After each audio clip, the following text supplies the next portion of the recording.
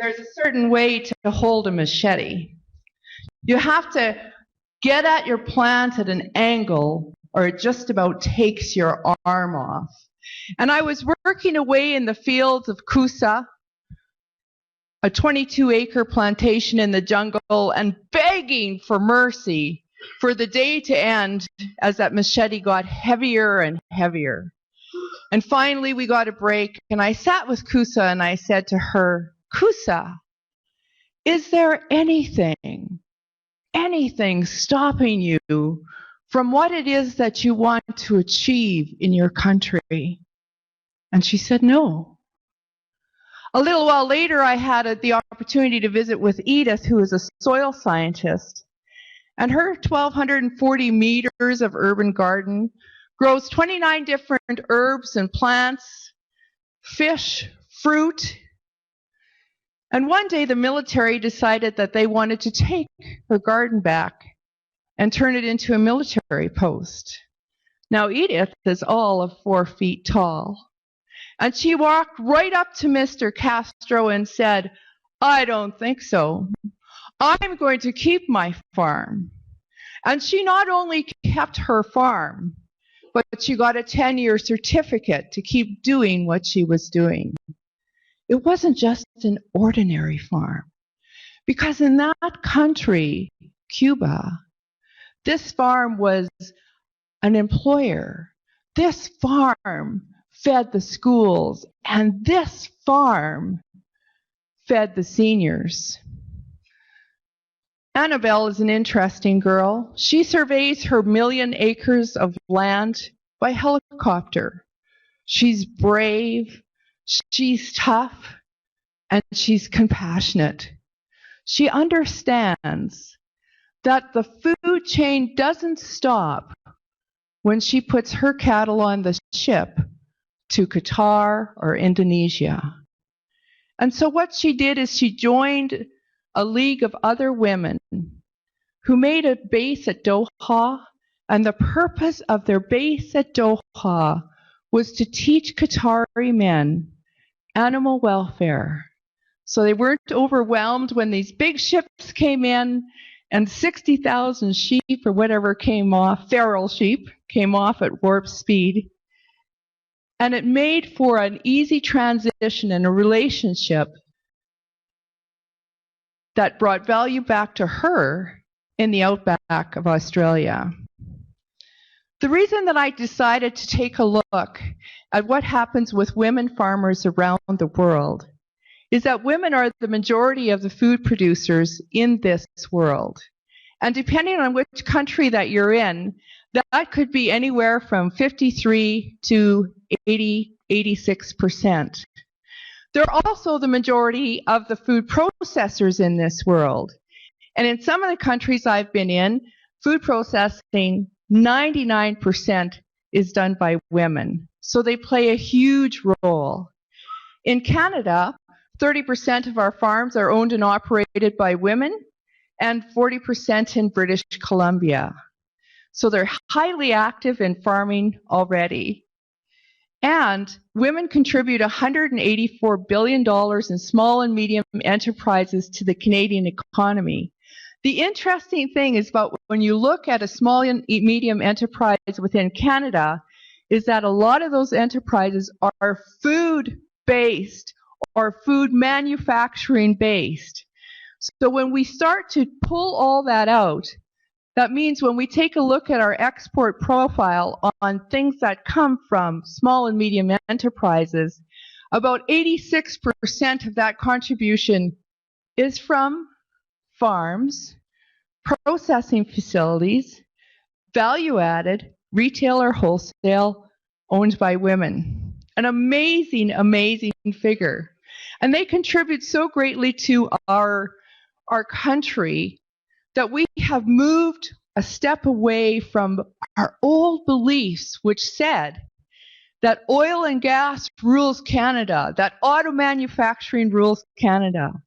In reality, agriculture is a stronger contributor to GDP than oil and gas. It employs more people than the auto manufacturing industry. In fact, 1 in every 8 Canadians is employed in agriculture.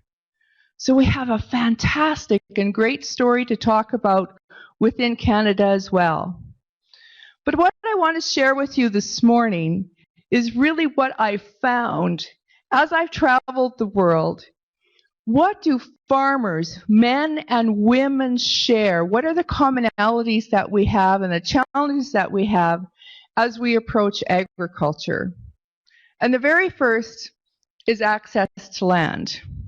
Now, as a Canadian farmer, you might say, seriously, Brenda, we have lots of land. It's not that hard to access.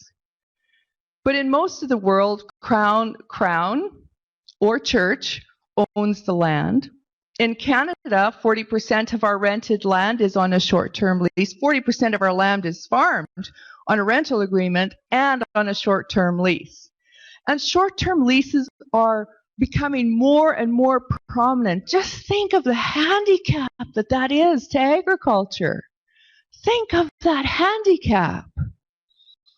We have Scotland now challenging farmers, with the urbanites saying, actually, I don't think that farm should be, a 1,000-acre farm in Scotland is big. We're challenging that. We think that should be broken up again. We have the land lease in the UK being peeled back to 33 years. We have moratoriums on land ownership in Ukraine. We have maximums on land ownership in places like India to the equivalent of about 7 acres. And the average farm size in the world is under 10 hectares. So what we're looking at here is, for women especially, what is their challenges in access to land?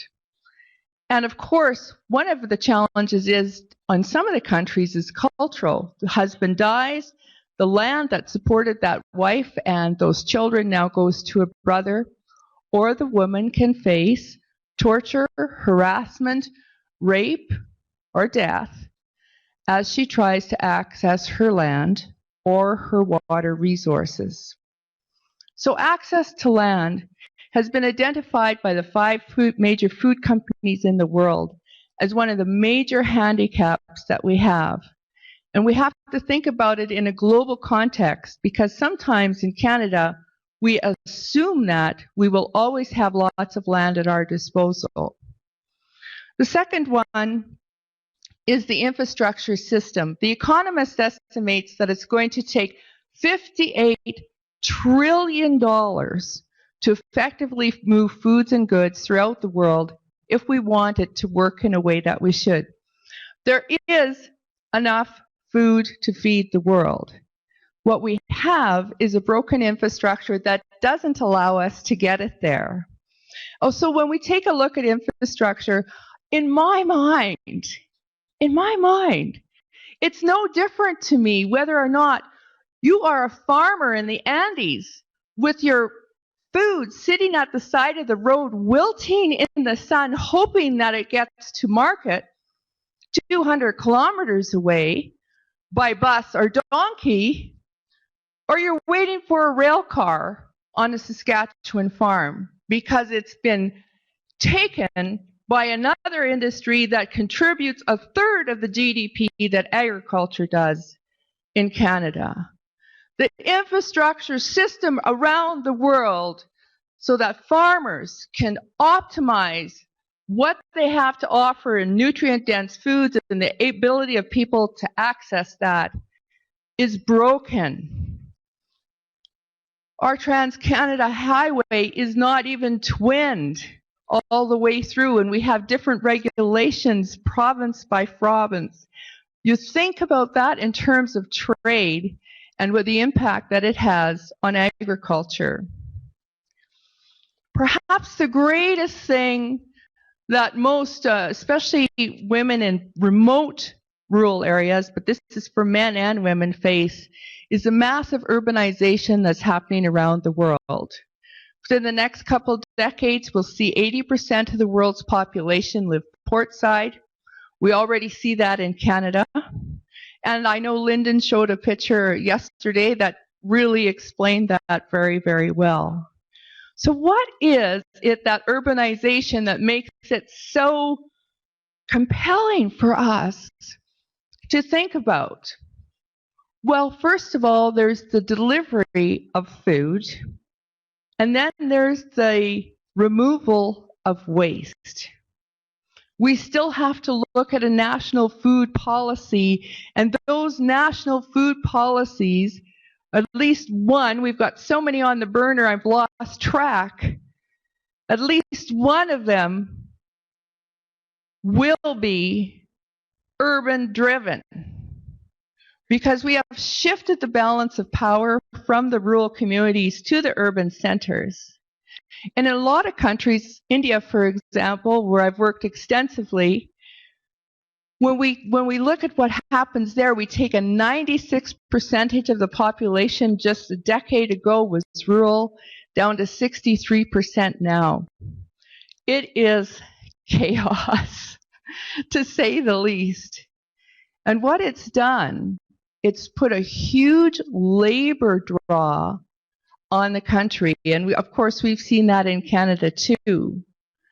So I was asked, Heather asked me, she said, what are some of the things that we have to remember as we go ahead?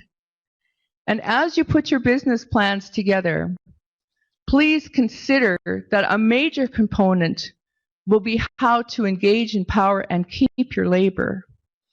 And for young women starting out, this is especially important, because my research has found that the women don't just need laborers, that most women are seeking in their farming operation management.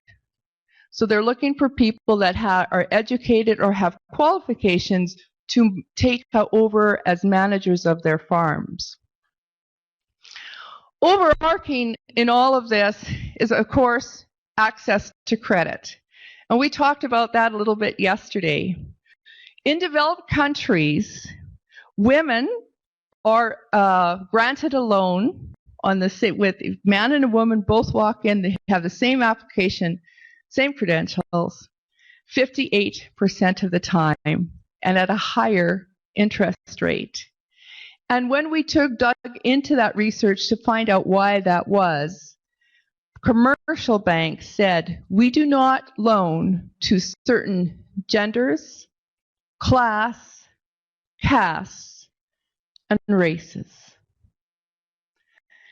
So we still have a little bit of a challenge when it comes to that. Last year in the Montreal Gazette, I was reading an article that the American commercial banks said, yes, that's true.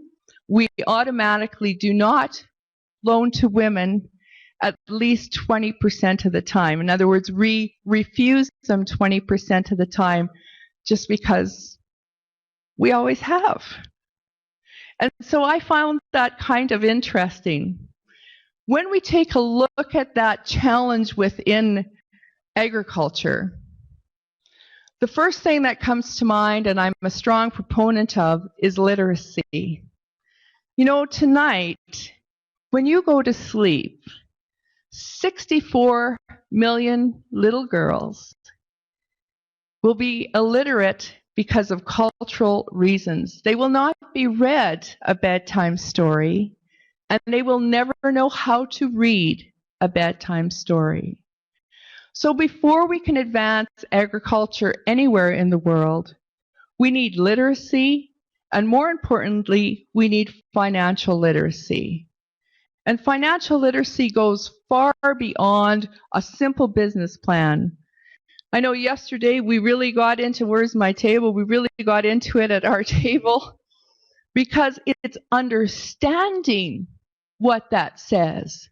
It's being able to take that data and apply it. We're very fortunate in Canada that we have this organization, Farm Credit Canada's Learning Opportunities, to help us get to that point where we have financial literacy with everybody in our farms. The point is, as young men and women going into agriculture now, I urge you to work with your local communities, so that you have financial literacy in schools from K to 12. Because most kids don't have the opportunity to learn it. We have a school in Red Deer, Alberta, where the entire school is a commerce village.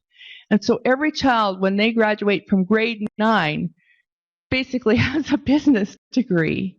And I think it's just a fantastic model to look at to teach financial literacy around the world. One thing that women said as we went through all of this, and this was we had 3,900 women feedback to us from 8 different countries. They said, we want to make it very clear as women in agriculture that we are not a diverse group. We do not want to be treated differently. We do not want to be known as a woman farmer, just like we don't want to be known as a woman lawyer or a woman manager. We just want to be farmers. And what we're seeking is gender equality when it comes to access to tools, technology, education, and the bank. And that was the big one. Please give us gender equality at the bank, because that to us makes all the difference. As one of my friends from Pakistan said, we need tractors too.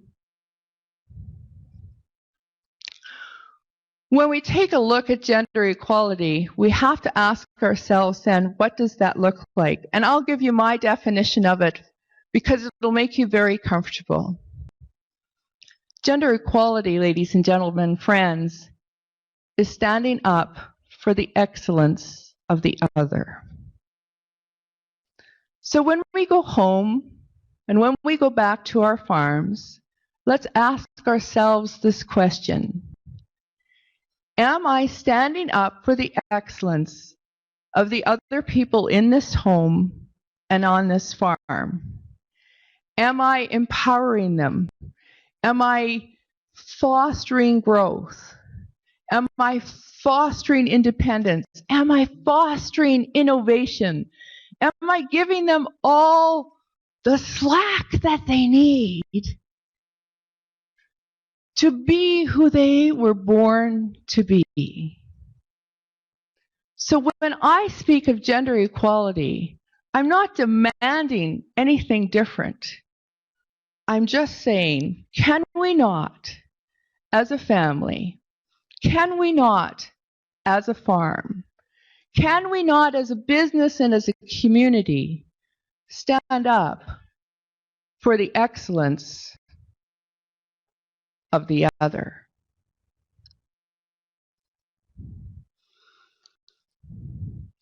During my time with the Canadian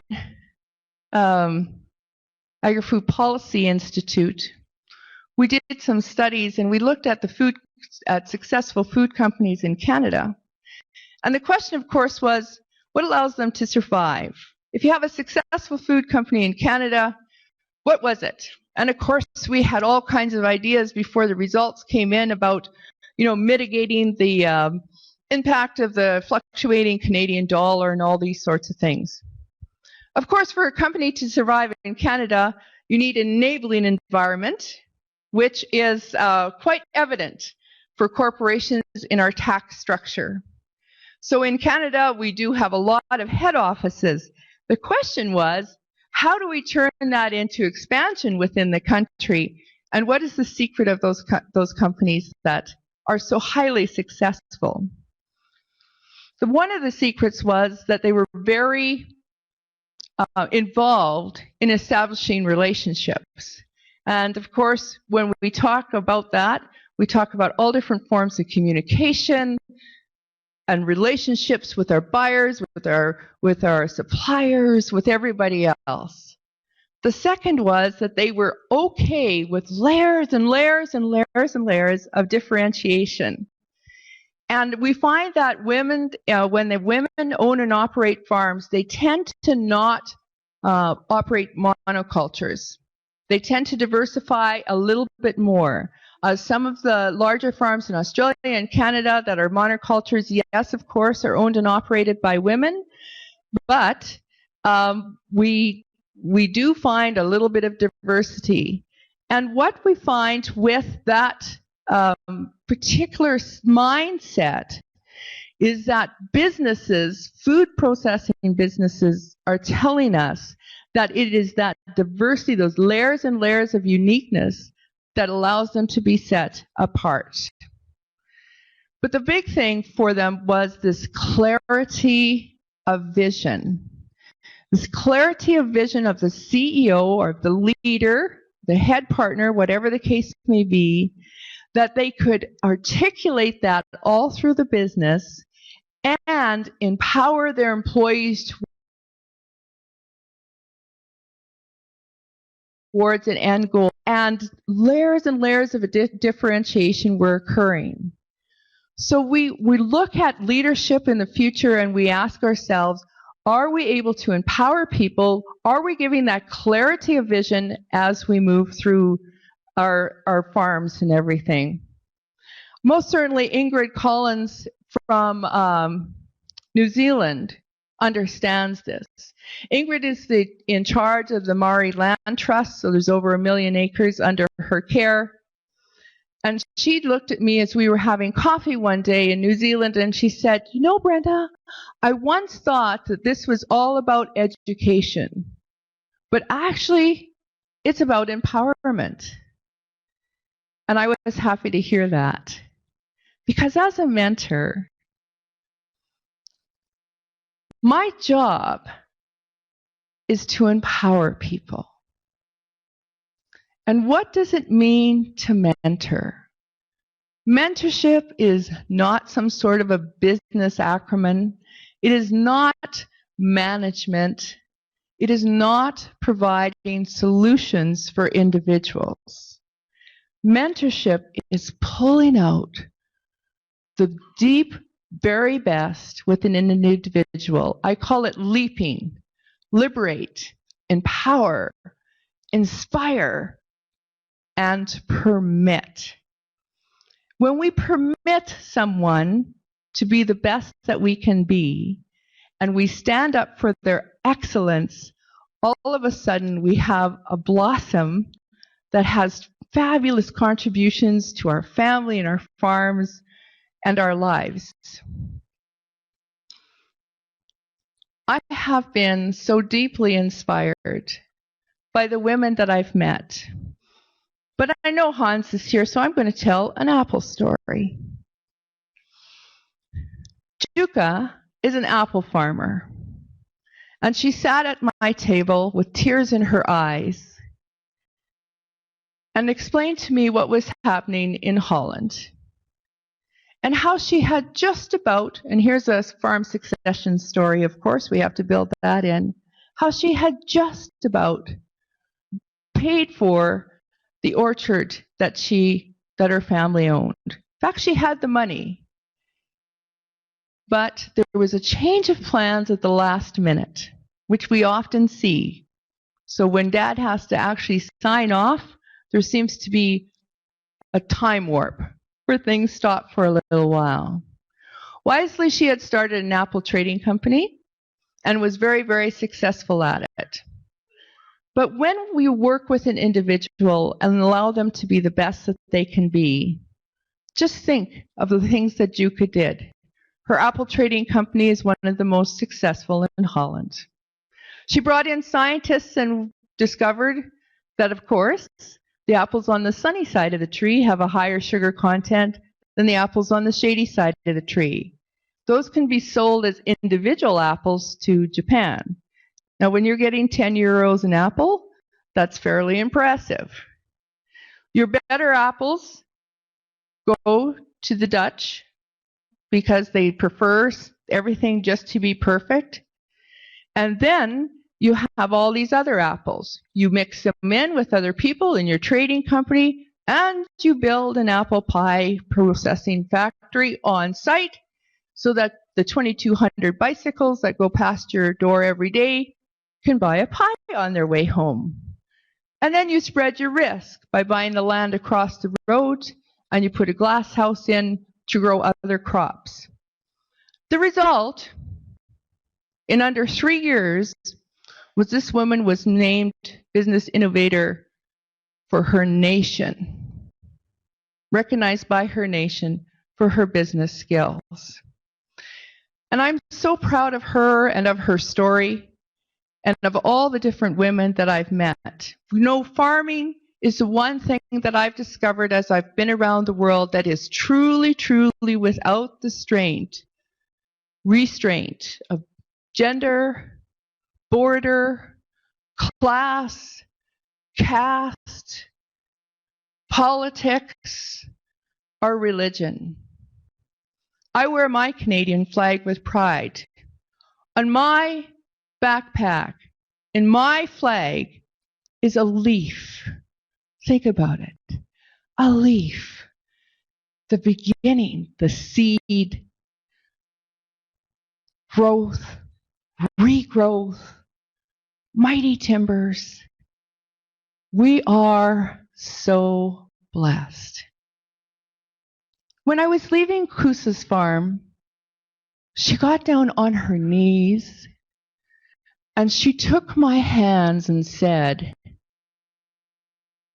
"Thank you for being here so that others know that I exist."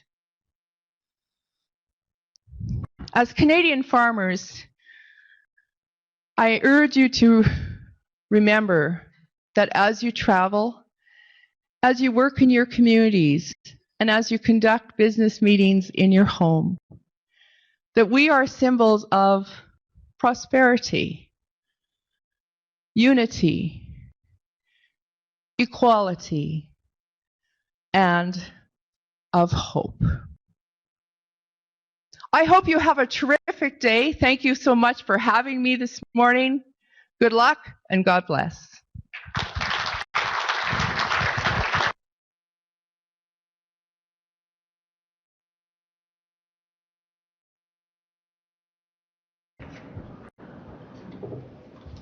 Our MC isn't here, so I'll take any questions and fill in for that moment. Just if there's any questions or comments. Yes. How do you get financial literacy into the school, into the education system, out of their curriculum? So the question is, how do we get financial literacy into the schools and education systems when it's not in their curriculum? I know that a few of us have been involved in curricular development, and a lot of schools now are open to having outside input into curricular development. One of my colleagues in Australia, James Walker, is presenting that to, actually on Friday, presented financial literacy platforms to their Prime Minister because they were asked to, he was asked to. So I'll be taking a look at that as well. So I don't have the full answer for that, but I do want to plant the seeds of thought. Thanks for asking.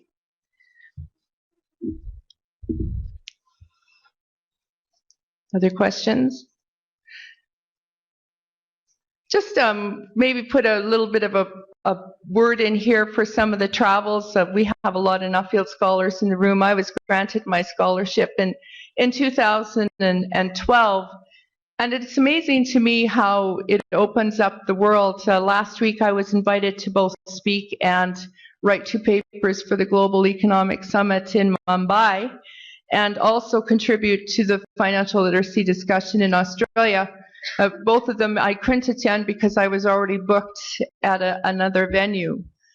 But there is a great need in the world for farmers to travel, and there is a great need for us to share our knowledge. So I most certainly encourage that type of global thinking. I know at our table yesterday we talked about the things that we need to share with young farmers as they come in, and my word of encouragement would be to make sure, or to please try and work towards more of a global context in the way that you approach your farm and your farming operations. Yeah. So that's something that we find really helps us out quite a bit. Brenda, yes. Have you been to one of the smallest countries near India called Bangladesh? Have you been there? In India? Bangladesh. And no, I haven't been to Bangladesh. I'd love to share this with people. Bangladesh is a very small country. It is 1/5 of Saskatchewan in size. Can you guess, wild guess, how many people live there? 170 million people. And 50% of them are biologically or genetically, they're women. They are. One of the greatest innovations in Bangladesh happened very recently. Financial literacy or support by one of the great Bangladeshi citizen called Dr. Mohammed Yunus, who created the Grameen Bank for the microcredit. Yeah. So that is a powerful system in Bangladesh, although it has so many challenges: political, cultural, economic, natural disasters, and all that stuff. So I would invite you to come to Bangladesh. I will help you to do that. Thank you. Yeah, and you know that makes a very good point about microcredit. My research shows that there is a very high repayment rate when you loan to ladies, and it also goes a little further.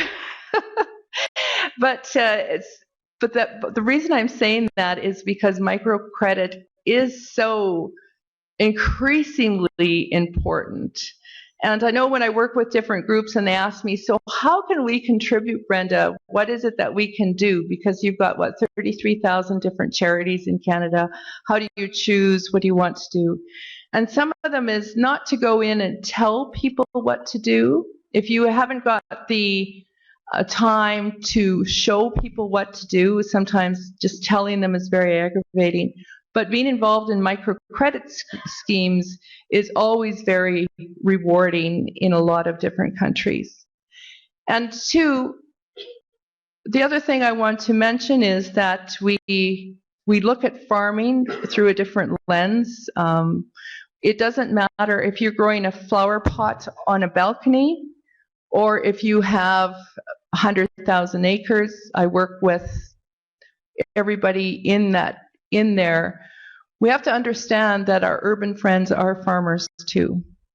And if they are growing their own food or are helping to supplement their family with food that's growing on their patio or in their backyard, that they are part of our farming community. And I think these things are really important to remember as we move forward, especially in the education of boys and girls, so that there's not this line drawn in the sand as to who's a farmer and who's not. If we are involved in the growing of food at any level, we are farming. And it's important to remember that. There's room for everybody in this world. Yes. So I see you're back. Would you like the mic? Okay, thank you. Thank you, ladies and gentlemen.